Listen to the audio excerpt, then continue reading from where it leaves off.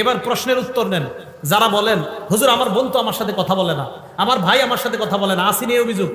হ্যাঁ, এখন তাদের অভিযোগের জবাব নবীজি দিয়ে দিছে, আমি কি দিব? সহিহ বুখারী হাদিস নাম্বার 5991 নাম্বার হাদিস। ক্বালা রাসূলুল্লাহ সাল্লাল্লাহু আলাইহি ওয়াসাল্লাম, আল্লাহ নবী বলেন লাইসাল ওয়াসিলু বিল মুকাফি, কয় শুধুমাত্র আমি আমার ভাইয়ের সাথে সম্পর্ক জোড়া লাগাইলাম এটার নামে আত্মীয়তার সম্পর্ক রক্ষাকারী এমন না, এটা তো আত্মীয়তার সম্পর্ক রক্ষা হচ্ছেই। নবীজি বলেন প্রকৃত আত্মীয়তার সম্পর্ক রক্ষাকারী ওই ব্যক্তি, ওয়ালাকিনিল ওয়াসিলুল্লাযী ইযা কুতিআত রাহিমুহু ওয়াসালাহা।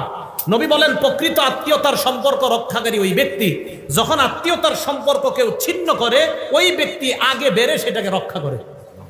আপনার বোন আপনার সাথে কথা বলে না, বাস না বলুক, আপনি আত্মীয়তার সম্পর্ক রক্ষা করেন।